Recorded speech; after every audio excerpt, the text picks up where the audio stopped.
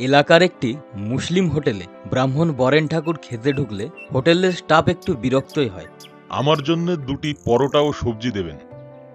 আপনাকে সবজি দেওয়া যাবে না, এতে গরুর মাংসের ঝোল আছে। আসলে হোটেল মালিক তার স্টাফকে শিখিয়ে দিয়েছে হিন্দু ব্রাহ্মণকে যেন খাবার দেওয়া না হয়, কারণ মুসলিম দোকানে কোনো হিন্দু খাক তা তিনি চান না। তাহলে ডাল নিয়ে আসুন। তাতেও গরুর মাংসের ঝোল দেওয়া আছে।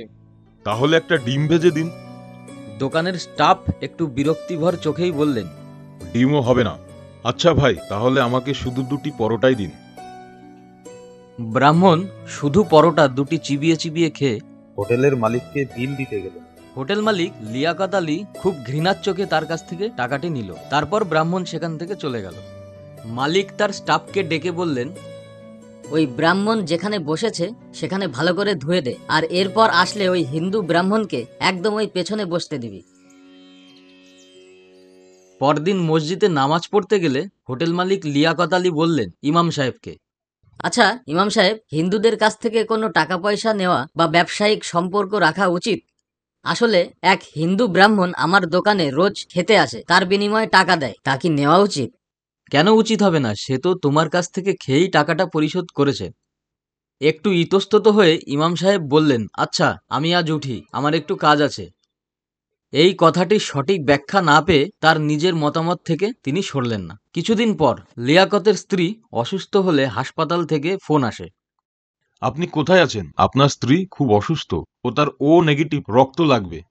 লিয়াকত কোনো দিশা না পেয়ে তাড়াতাড়ি হাসপাতালে চলে আসলো এবং এসে দেখে হসপিটালের তার স্ত্রীর রুমের বাইরে সেই ইমাম ও ব্রাহ্মণ দোয়া বা প্রার্থনা করছেন। লিয়াকত ব্রাহ্মণকে দেখে রেগে গিয়ে বললেন, ইমাম সাহেব, এই ব্রাহ্মণ এখানে কি করছে?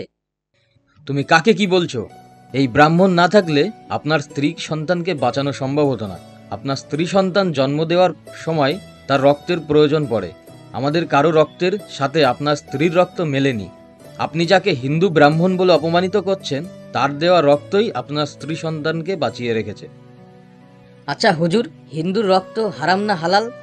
ইসলাম সম্পর্কে আপনার ধারণা একটু কমই আছে লিয়াকত সাহেব। আপনি এখনো ইসলামকে ভালো করে চিনতে পারেননি দেখছি। মহান আল্লাহ তাআলা বলেছেন সকল ধর্মকে সম্মান করতে, কোনো ধর্মকে নিয়ে ঠাট্টা বিদ্রুপ তামাশা করা যাবে না। আমাদের এই সমাজে হিন্দু, মুসলিম, খ্রিস্টান, বৌদ্ধ সব ধর্মের মানুষ বসবাস করেন। আমরা প্রয়োজনে একে অন্যের কাছে যাই। আর আমাদের পবিত্র ইসলাম ধর্মে বলা নেই যে একজন হিন্দু বা অন্য ধর্মের মানুষ আমাদের মুসলিমদের হোটেলে আসতে পারবে না অথবা রক্ত দিতে পারবে না। বরং ভিন্ন ধর্মের লোক যদি আমাদের কাছে আসে আমরা আরো ভালো করে তাকে সেবা করব। আসলে লিয়াকত সাহেব, সৃষ্টিকর্তা আমাদের সবাইকে আলাদা আলাদা ধর্মে পাঠালেও আমাদের সবার রক্তের কিছু নির্দিষ্ট গ্রুপের মাধ্যমে সীমাবদ্ধ রেখেছেন। আসলে আমরা মানুষকে মানুষ হিসেবে ভাবাটাই ভুলে গেছি। আসলে আমরা আমাদের নিজেদের অন্তরকে কুসংস্কারের বেড়াজালে বেঁধে রেখেছি। হিন্দু বলে যে তার রক্ত নেওয়া যাবে না এটা ঠিক নয়, কারণ আল্লাহ তাকে এখানে পাঠিয়েছেন। আমাদের শরীরে বয়ে যাওয়া রক্ত কোনো হিন্দু, মুসলিম, জৈন, খ্রিস্টান এর কোনো চিহ্ন আছে কিনা? তাই আমাদের সবার রক্তের রঙই এক, তার রং হচ্ছে লাল। ধর্ম মানুষকে মানবতার শিক্ষা দেয়, উচ্ছৃঙ্খলা নয়। ইমামের মুখে এসব কথা শুনে লিয়াকত সাহেব বুঝতে পারে যে সে যা করছে তা কত বড় অন্যায়। ঠিক এই সময় একজন ডাক্তার এসে বলেন, লিয়াকত সাহেব, আপনার ছেলে হয়েছে, নিন আপনার ছেলেকে কোলে নিন। না, আমি আমার ছেলেকে কোলে নেব না।